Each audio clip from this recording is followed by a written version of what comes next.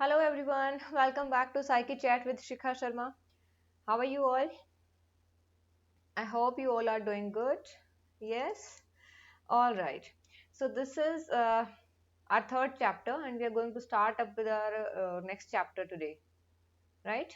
हम लोग बहुत लेट हो चुके हैं already.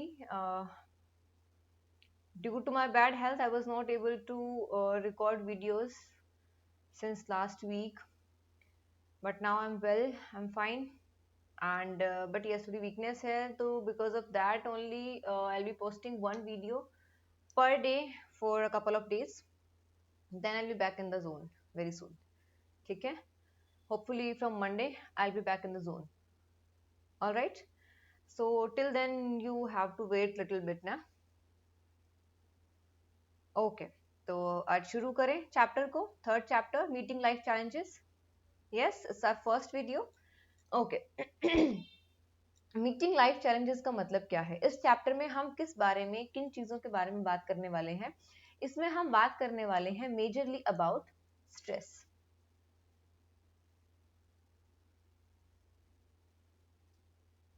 ठीक है, स्ट्रेस के बारे में हम मेजरली बात करने वाले हैं इस चैप्टर में कि स्ट्रेस क्या है, उसका नेचर कैसा होता है, कब कब हमें स्ट्रेस होता है, क्या उसके रीजंस हैं, क्या सोर्सेज हैं, कैसे उसके साथ कोप किया जाए, उसके फिजियोलॉजिकल रिस्पॉन्सेज क्या होता है, बेसिकली हमारी बॉडी किस तरीके से रिस्पॉन्स देती है स्ट्रेस को लेके. ठीक है, तो हम इन सब चीजों के बारे में यहाँ पे बात करने वाले हैं. See this chapter is very much interesting. और ये इंटरेस्टिंग क्यों है?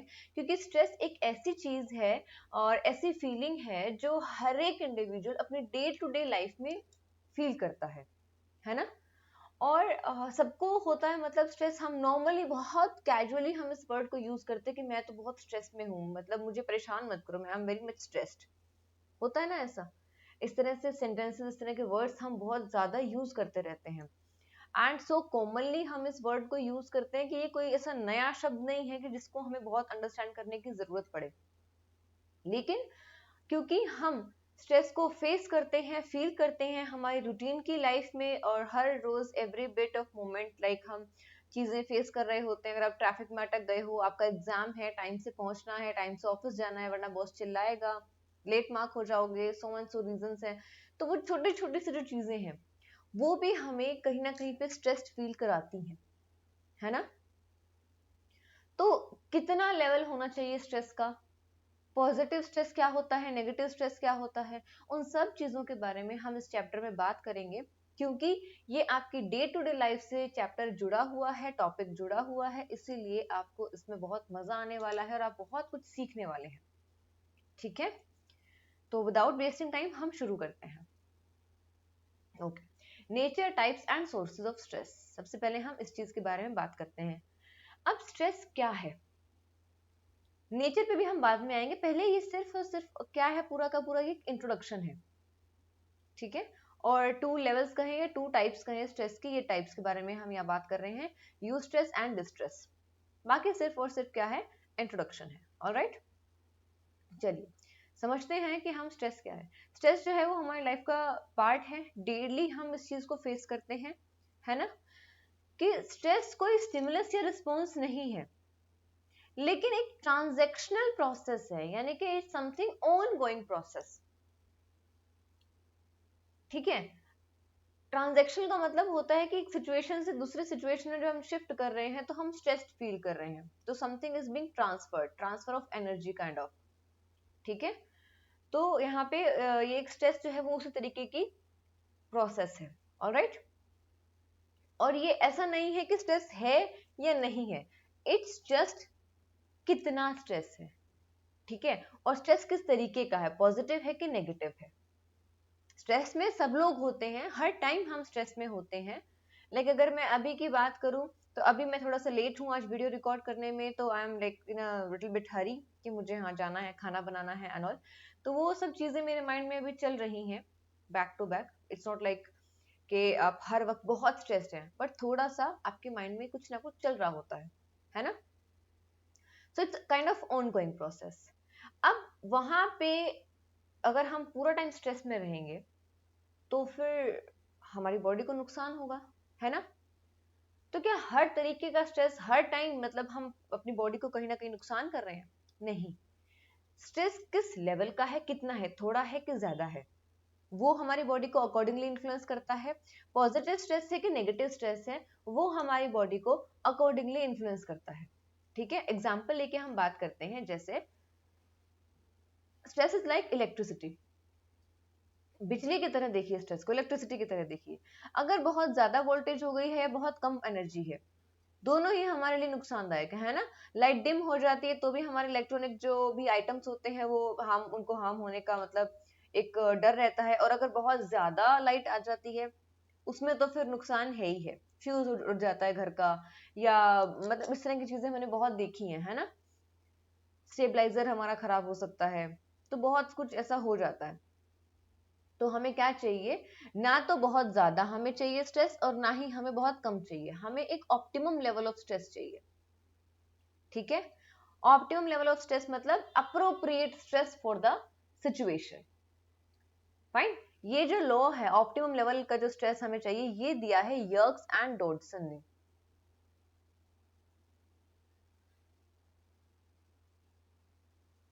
यर्कीज एंड डॉडसन लॉ इसको बोलते हैं। इसके अकॉर्डिंग क्या है कि optimum level of stress is very important for the good performance of an individual. किसी भी इंडिविजुअल की किसी भी टास्क पे एक अच्छी परफॉर्मेंस के लिए हमें उस टास्क के अकॉर्डिंग हमें एक ऑप्टिमम लेवल ऑफ स्ट्रेस की जरूरत होती है। एग्जाम्पल देके हम बात करते हैं। जैसे अगर आप एग्जाम के लिए बिल्कुल भी परेशान नहीं है, अगर आप एग्जाम को लेके बिल्कुल मतलब स्ट्रेस ले ही नहीं रहे हैं, तो आपको लगता है कि आप पढ़ाई कर पाएंगे? क्या ठीक है ना, हो जाएगा पेपर, तो कोई बात नहीं। आपको लगता है कि आप प्रिपरेशन कर पाएंगे? नहीं कर पाएंगे। या अगर आप बहुत ज्यादा एग्जाम की स्ट्रेस लेते हैं कि अरे बाप रे, पेपर है, पेपर है, पेपर है, ये भी नहीं हुआ अभी, तो वो भी नहीं पढ़ा मैंने, कैसे करूंगा, कैसे होगा, उस एंजाइटी में, उस एप्रीहेंशन में क्या आप प्रिपरेशन कर पाएंगे एग्जाम की? नहीं कर पाएंगे। तो क्या चाहिए, एक बैलेंस चाहिए ना स्ट्रेस में भी, है ना। समझ आया? ठीक है। अब स्ट्रेस जो होता है वो दो तरीके का होता है, you stress and distress. You stress मतलब पॉजिटिव एंड डिस्ट्रेस मतलब नेगेटिव स्ट्रेस। ठीक है। It that is good, healthy, positive, inspiring and motivating. मतलब वो स्ट्रेस जो कहीं ना कहीं पे हमें एग्जाम के लिए किसी भी टास्क में बेसिकली परफॉर्म करने के लिए हमें मोटिवेट कर रहा है, हमें इंस्पायर कर रहा है, एक पॉजिटिव है, हेल्दी स्ट्रेस है हमारी बॉडी के लिए या हमारी परफॉर्मेंस के लिए। वो उतना लेवल जो है स्ट्रेस का वो रिक्वायर्ड है। ठीक है। इसके अलावा दूसरा कौन सा होता है, डिस्ट्रेस। ओ, लाइट चली गई। हो सकता है शायद आपको फैन की थोड़ी आवाज आ रही हो, बिकॉज इन्वर्टर पे वो शिफ्ट हो गया है ना। ठीक है, चलिए।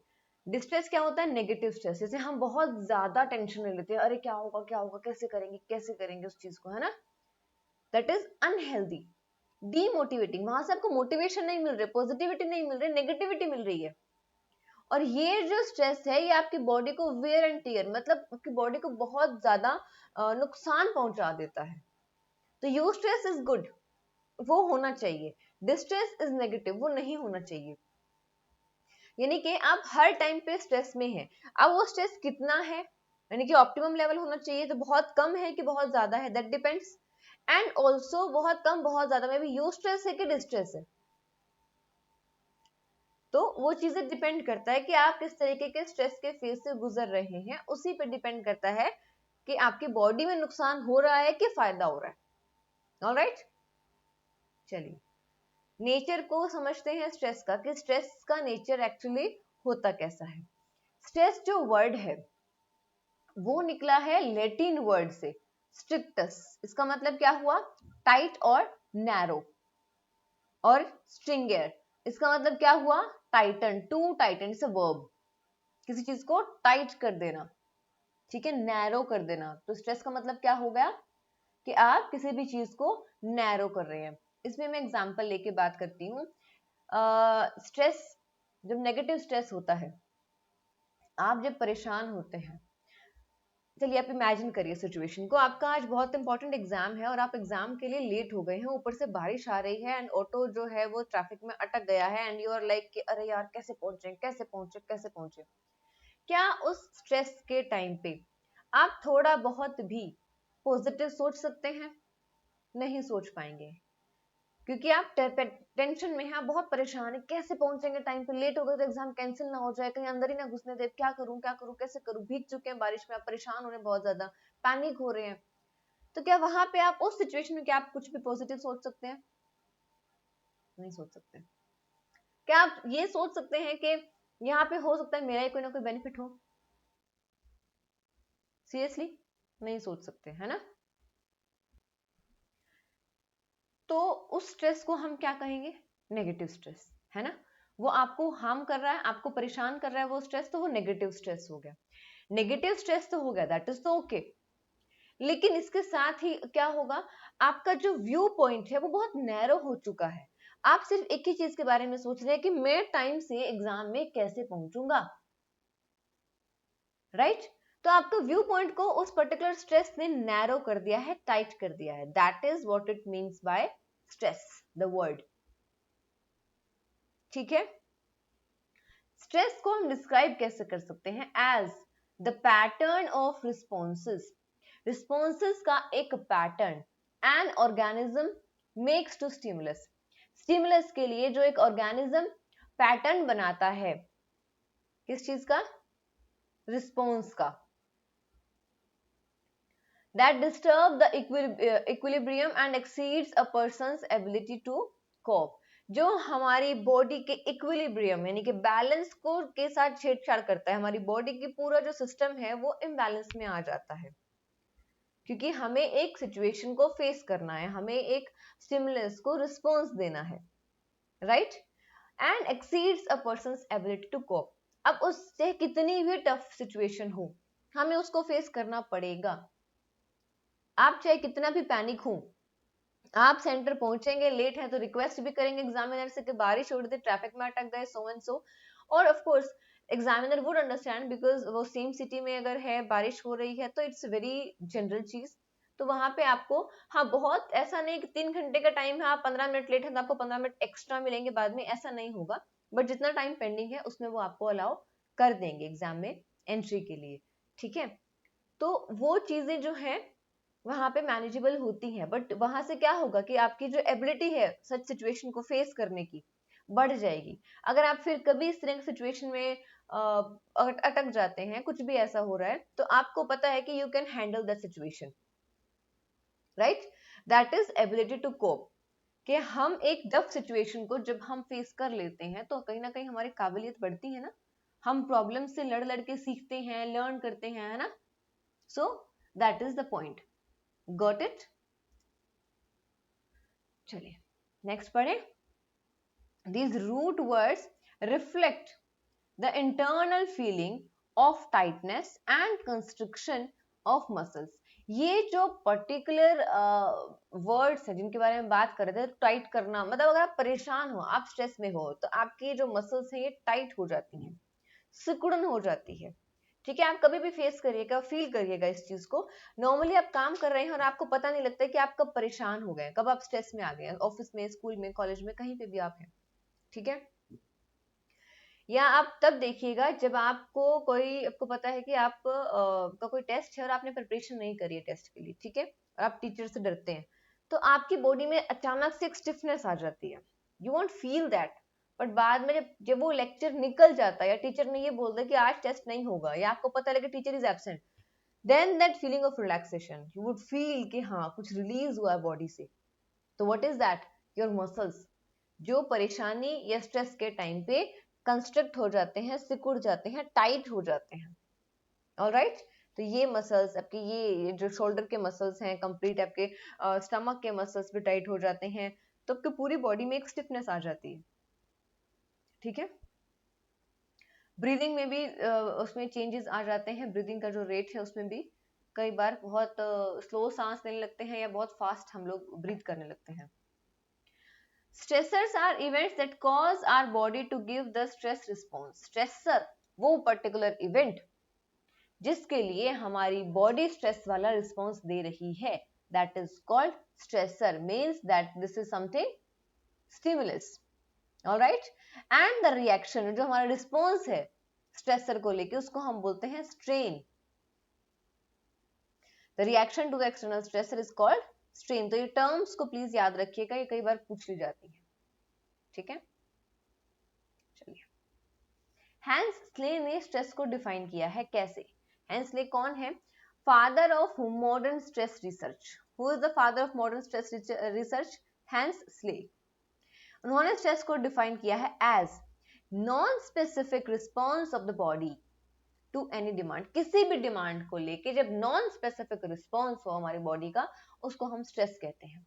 इसका मतलब क्या हुआ कि कॉज कोई भी हो थ्रेट का, किसी भी चीज की वजह से आप परेशान हो रहे हो, लेकिन जो इंडिविजुअल है वो एक ही तरीके से रिस्पॉन्स करेगा, same physiological pattern of reactions. हर एक सिचुएशन में आप सेम सिमिलर तरीके से रिएक्शन देते हैं, हमारी जो फिजियोलॉजिकल रिएक्शन है वो बिल्कुल सेम होता है। Is it so? बताएंगे, हम पूछेंगे, डिस्कस करेंगे बाद में इसके बारे में। अब बहुत सारे लोग ऐसे हैं जो इस पर्टिकुलर डेफिनेशन से अग्री नहीं करते हैं, वो तो बहुत नॉर्मल सी चीज है ना। हर एक इंसान एक टाइम पे जो भी हमारी डेफिनेशंस होती हैं, थियरीज होती हैं, उनसे कोई अग्री करता है, कोई नहीं करता, है ना। तो पॉजिटिव नेगेटिव तो हमेशा चलता ही रहता है। So stress is a dynamic mental and cognitive state. Dynamic, it's keep on changing. Dynamic का मतलब क्या हो गया? Something that keeps on changing. इसका अपोजिट क्या होगा? स्टैटिक, ठीक है। It is a disruption in homeostasis. Homeostasis में डिसरप्शन होना, हमारी बॉडी के अंदर जो बैलेंस है उसका इम्बैलेंस होना, उसको हम बोलते हैं stress. That give rise to a requirement for resolution of that imbalance.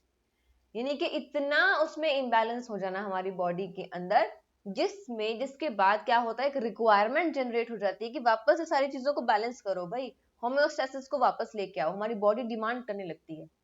तो आप एक टाइम तक स्ट्रेस के साथ उसको फेस करते हैं, उससे डील करते हैं, उससे फाइट करते हैं, बट कुछ टाइम के बाद आपको लगता है कि यार छोड़ो यार। फील किया इस तरह की चीजें आपने? नहीं करी होंगी, मतलब आपने ध्यान नहीं दिया होगा। मैं आपको एग्जांपल देती हूँ, ठीक है। सपोज आपकी क्लास में कोई ऐसा स्टूडेंट है जो आपको बहुत परेशान कर रहा है, ठीक है। कोई होते हैं ना, कई बच्चे ऐसे जो मे बी टीचर के चमचे होते हैं फॉर एग्जाम्पल, ठीक है। आप उसको समझाने की कोशिश करते हो, आपको उसे चिढ़ मचती है कि फिर से आ गया, फिर बोल रहा है, फिर ऐसे कर रहा है। तो क्या फॉर द होल ईयर आपकी जो फीलिंग्स हैं वो सेम होंगी? नहीं। धीरे धीरे करके क्या होगा, आपको पता लग जाएगा भाई ये बंदे का नेचर ऐसा है। आप या तो उसको अवॉइड करोगे या उसको बिल्कुल लूज छोड़ दोगे, छोड़ यार कौन टेंशन ले, बिना बात की पड़ा रहेगा, बताता रहेगा, क्या कर लेगा। हम उसको लाइटली ले लेते हैं। एक बार के लिए हमें वो चीजें बहुत परेशान कर रही हैं, बट ग्रेजुअली हम उससे फाइट करना सीख रहे हैं और हम उस चीज को लूज छोड़ देते हैं कि but it's okay. So basically what our body is doing, हमारी बॉडी बहुत स्मार्ट है। अगर इम्बैलेंस हुआ है, अगर टेंशन हुई है, स्ट्रेस हुआ है, उसको तुरंत बैलेंस करने की कोशिश करती है हमारी बॉडी, ठीक है। The perception of stress is dependent upon the individuals cognitive appraisal of the events. हम कॉग्निटिवली किसी भी इवेंट को किस तरीके से अटेंड कर रहे हैं, परसीव कर रहे हैं, उस पर डिपेंड करता है कि हम मतलब कितना स्ट्रेस में हैं, किस तरीके का स्ट्रेस हम फील कर रहे हैं, and the resources available to deal with them. और हमारे पास किस तरह के रिसोर्सेज अवेलेबल हैं, स्ट्रेस से हम किस तरीके से डील कर सकते हैं, उस पर डिपेंड करता है कि हमें स्ट्रेस कितना लेना है। नहीं समझे? बताती हूँ अभी एग्जांपल्स के साथ। अब लजारस ने क्या किया था, प्राइमरी और सेकेंडरी दो तरीके के अप्रेजल दिए थे। क्या होता है अप्रेजल? अप्रेज करना मतलब किसी की प्रशंसा करना, है ना। Praise, appraisal, praise, apprise, similar sound नहीं कर रहा? आप किसी को प्रेज कब करोगे, आप किसी की तारीफ कब करोगे? तब करोगे जब आप उसको नोटिस करोगे, है ना। किसी को आपने नोटिस ही नहीं किया तो क्या आप उसकी अप्रिसिएशन दे सकते हो उसको? नहीं दे सकते, है ना। तो प्राइमरी और सेकेंडरी दो लेवल होते हैं किस चीज के, एक पर्टिकुलर सिचुएशन को अटेंड करने के। अप्रेज का मतलब क्या हो गया, अटेंड करना, उस पर ध्यान देना, उस पर फोकस करना। ठीक है, दो तरीके से हम एक सिचुएशन को, या दो लेवल पे हम एक सिचुएशन को फेस करते हैं, अटेंड करते हैं। ठीक है, यहाँ पे लिख देती हूँ, अप्रेजल का मतलब क्या हुआ, टू अटेंड। इसको याद रखना। ठीक है, अब प्राइमरी में क्या होगा, फर्स्ट स्टेप क्या होगा, आपके आसपास कोई स्ट्रेसफुल सिचुएशन आ गई है, तो उसमें आपका सपोज एग्जाम्स ही आ गए हैं, तो उसमें आपका क्या रिस्पॉन्स होगा, फर्स्ट क्या होता है कि जो इन्वायरमेंट में जो स्ट्रेस है वो पॉजिटिव है, न्यूट्रल है या नेगेटिव है। पहले हम यही देखेंगे कि हमारे लिए वो पर्टिकुलर टाइप ऑफ जो स्ट्रेस है वो हमारे लिए इंपॉर्टेंट है या न्यूट्रल है, ना पॉजिटिव ना नेगेटिव, या फिर नेगेटिव है, या हमें नुकसान पहुंचाने के लिए है वो सिचुएशन। तो सबसे पहले तो हम ये चीज देखेंगे ना। So refers to the perception of a new और चेंजिंग इन्वायरमेंट। जो चेंज हो रहा है इन्वायरमेंट के अंदर, जो नया स्टिमुलस आ रहा है, वो हमारे लिए पॉजिटिव है, न्यूट्रल है कि नेगेटिव है, and it's consequences. So negative events are appraised for their possible harm, threat और challenge. नेगेटिव इवेंट्स को हम आगे तीन कैटेगरीज में डिवाइड करते हैं, हार्म है, थ्रेट है कि चैलेंज है। अब तीनों वर्ड्स में डिफरेंस आप सुनिए। हार्म का क्या मतलब हो गया कि जो नुकसान है वो ऑलरेडी हो चुका है, that the damage that has already been done by the event. किसी भी इवेंट, किसी सिचुएशन की वजह से आपकी बॉडी में स्ट्रेस जो होना था, जो नुकसान होना था, वो हो चुका है। हार्म इज समथिंग जो ऑलरेडी हैज बीन डन, कि हो चुका है। ठीक है, टेंशन तो अब हो चुकी। थ्रेट मतलब is the assessment of possible future damage. Future में हो सकता है, अगर मैं नहीं पढ़ाई करूंगा तो मैं एग्जाम में फेल हो जाऊंगा। हार्म क्या हो गया, आप फेल हो चुके हो, आपने पढ़ाई नहीं करी, टाइम जा चुका, अब कुछ नहीं हो सकता, दैट इज हार्म। थ्रेट मतलब एग्जाम आने वाले हैं, अभी हमारे पास चांसेस हैं इससे बचने के, टेंशन से बचने के, अभी हम पढ़ाई करेंगे, एग्जाम में हम अच्छा परफॉर्म कर पाएंगे। Got it. Then challenge. Challenge क्या होता है, is the potential to overcome, कि एक इवेंट पे यानी कि एग्जाम पे आप कितना ओवरकम कर सकते हैं, इस स्ट्रेस पे आप कितना ओवरकम कर सकते हैं। ठीक है, अगर आप कर सकते हैं, आपके पास 15 दिन है, आपको लगता है कि 15 दिन में मैं बहुत अच्छे से कवर कर लूंगा, तो वो आप उस चीज को एज अ चैलेंज लेते हैं। आप पूरा प्लान करेंगे, एक दिन में मुझे इतना पढ़ना है, इतने घंटे पढ़ना है, ये टॉपिक पढ़ना है, ऐसे करना है, ऐसे करना है, कुछ ना कुछ आप चीजों को प्लान करेंगे। सो दैट इज चैलेंज, कि फ्यूचर में मैं इस आउटकम को चेंज करने वाला हूँ। Got it. Harm, threat, challenge. So it's something present, past and future. तो पास्ट, प्रेजेंट एंड फ्यूचर। ठीक है, secondary appraisal, this is the last slide for today. इतना ही करेंगे आज हम, बाकी हम नेक्स्ट क्लास में करेंगे। ठीक है, सेकेंडरी अप्रेजल क्या होता है, अब हमने देख लिया भाई स्ट्रेस हमारे लिए पॉजिटिव है कि नेगेटिव है कि न्यूट्रल है। उसके बाद क्या होगा, या हमारे लिए थ्रेट है, हार्म है कि चैलेंज है, ये भी हमने देख लिया। अब हम ये देखेंगे कि जो आने वाला स्ट्रेस है, आने वाले एग्जाम्स है, उनको फेस करने के लिए हमारे पास कौन से रिसोर्सेज अवेलेबल हैं, हमारे पास कितना टाइम है, सारी बुक्स है कि नहीं है, टाइम टेबल मैनेज हो जाएगा कि नहीं हो जाएगा, उन दिनों में कुछ और ऐसा इवेंट तो नहीं है जो हम अटेंड करना है, कि फैमिली मैरिज है, फैमिली फंक्शन है, या फिर आप जॉब करते हैं, आपके पास उतना टाइम नहीं है, मतलब सो एंड सो। आपके पास कितनी, मतलब आपकी एबिलिटीज हैं, आप कितना उसमें कोप अप कर सकते हैं, कितना परसेंट तक। चलो 50% तो मैं इसको कवर कर लूंगा, बट 50% का क्या करूं। Got it. That is secondary appraisal, कि आप स्ट्रेस से डील कैसे करेंगे, ये जब आप प्लान करते हैं। So second appraisal is the assessment of one's coping abilities. हमारी कोपिंग एबिलिटीज की असेसमेंट को हम सेकेंडरी अप्रेजल बोलते हैं, and resources, and whether they will be sufficient to meet the harm, threat और चैलेंज। क्या वो सफिशिएंट, हमारे पास रिसोर्सेज कितने हैं, हमारी एबिलिटीज कितनी है, क्या वो रिसोर्सेज, क्या वो एबिलिटीज किसी भी हार्म, थ्रेट और चैलेंज को फेस करने के लिए सफिशिएंट हैं या नहीं है। Got it? These resources में भी मेंटल, फिजिकल, पर्सनल और सोशल, ये रिसोर्सेज किसी भी फॉर्म में हो सकते हैं। मेंटली आप बहुत स्ट्रॉन्ग है तब उसको फेस कर सकते हैं। Physically something like you have money और something you can face a situation. आप पर्सनली बात करते हैं, आपके पर्सनैलिटी किस तरीके से है, या आपकी सोसाइटी में आपके पास सोशल रिलेशंस कैसे हैं, आपके फ्रेंड्स, फैमिली, वो आपको कहाँ तक सपोर्ट कर रही हैं। सो बेसिकली हम उनको रिसोर्सेज जो होते हैं वो किसी भी फॉर्म में हो सकते हैं। ठीक है? Last point, if one thinks one has positive attitude, health and skills and social support to deal with the crisis, अगर किसी एक इंसान को ऐसा फील हो रहा है कि उसके पास पॉजिटिव हेल्थ है, स्किल्स है, सब कुछ है, ठीक है, तो उसको टेंशन कम होगी, भाई मैं तो सिचुएशन को फेस कर सकती हूँ। एग्जाम्पल लेके चलते हैं, अभी अभी ये जो मंथ चल रहा है, ये चल रहा है सितंबर फॉर एग्जाम्पल, ठीक है। आपके प्री बोर्ड शुरू होंगे,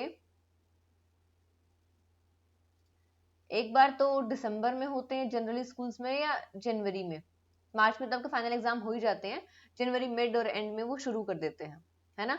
तो प्री बोर्ड तक अभी आपके पास टाइम है, सितंबर से लेके अक्टूबर, नवंबर, दिसंबर, 3 महीने तो अभी भी हैं।